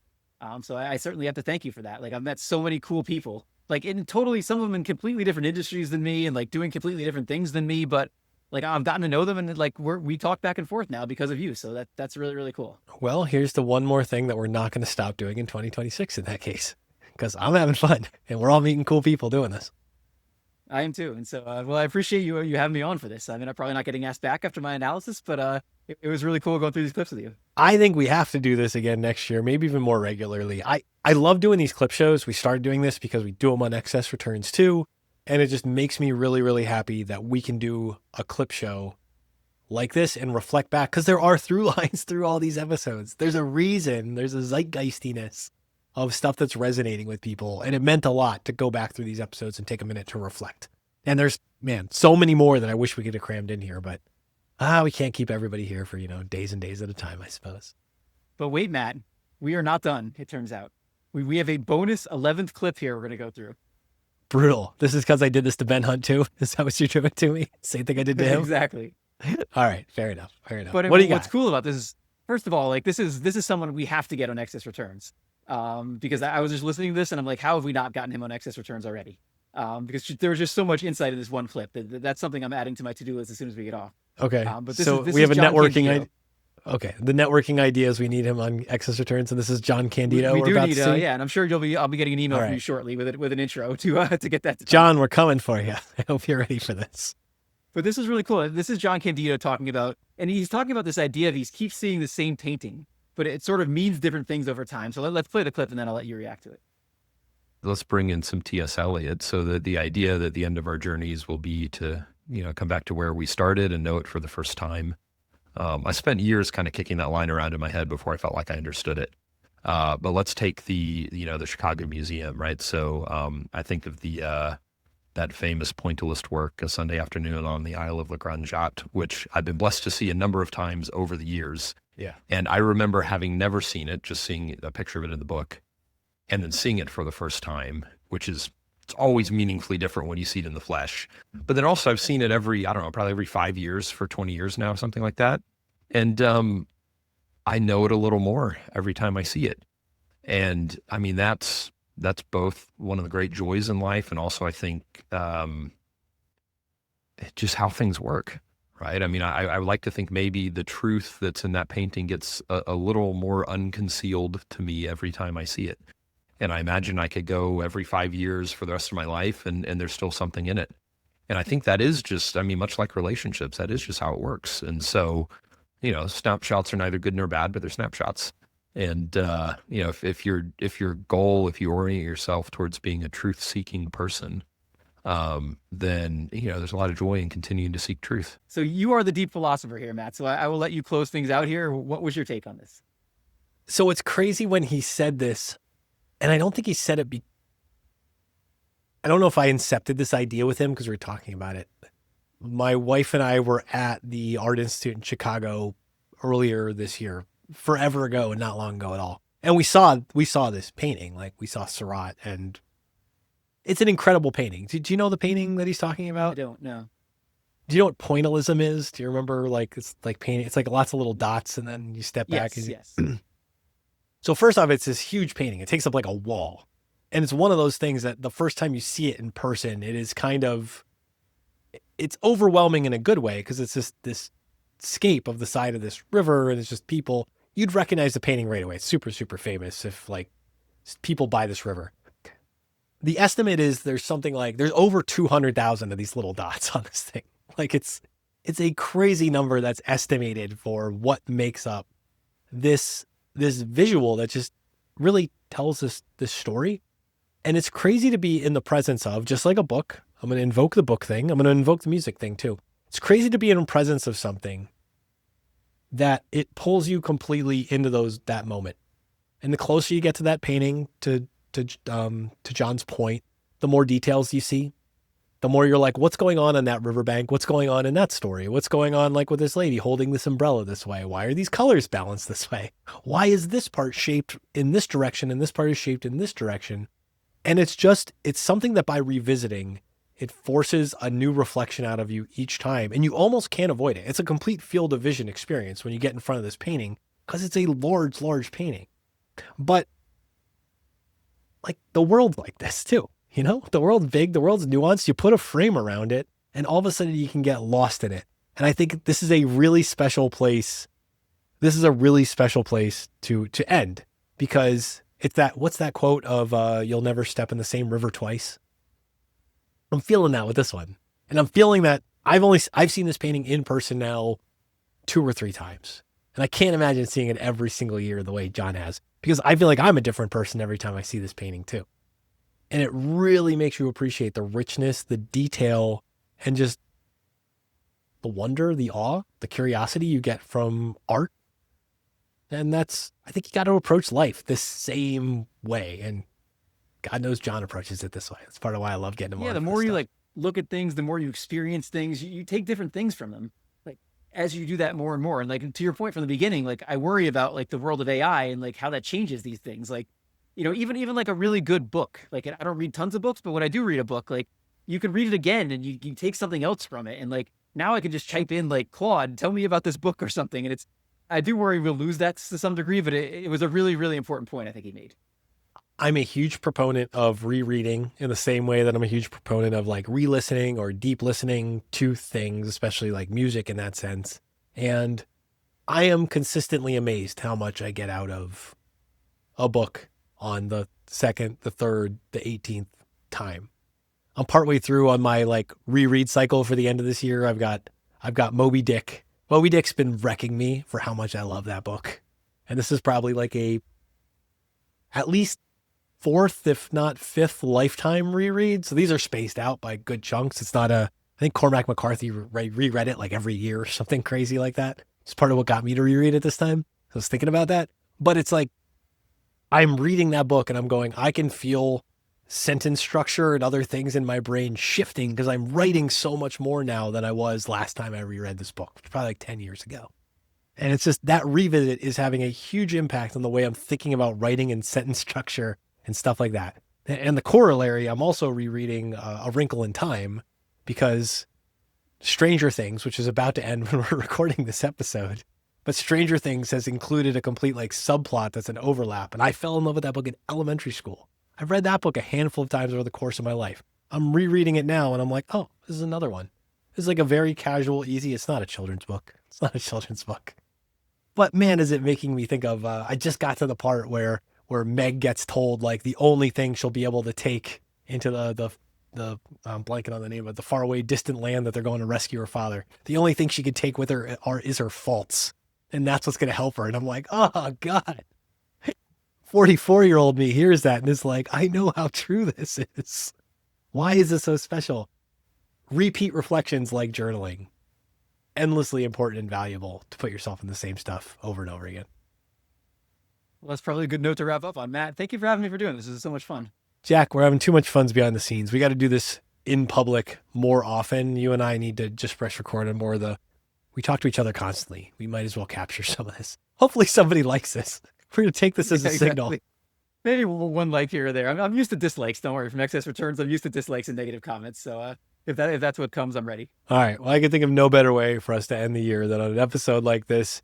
You're watching Just Press Record. This is Cultish Creative YouTube. That's Jack Forehand. Check out all the stuff we're doing on Excess Returns, Intentional Investor, and right here. It's special to have your creative people in the world, special to be able to make stuff like this, especially to highlight so many cool people that I've met this year. Check out the playlist with all the Just Press Records for the year.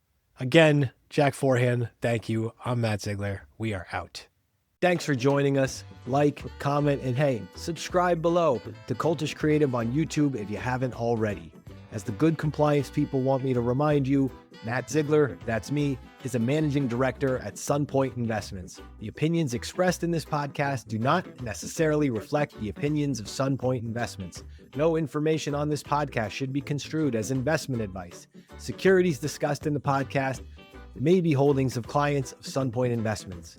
I hope you've been entertained. I hope you found this useful. I hope you talk to a professional before you try any of this stuff at home. And most of all, I hope you've subscribed. Be nice to each other out there. And don't forget, head over to cultishcreative.com and let's make curiosity a habit together. And I'm out.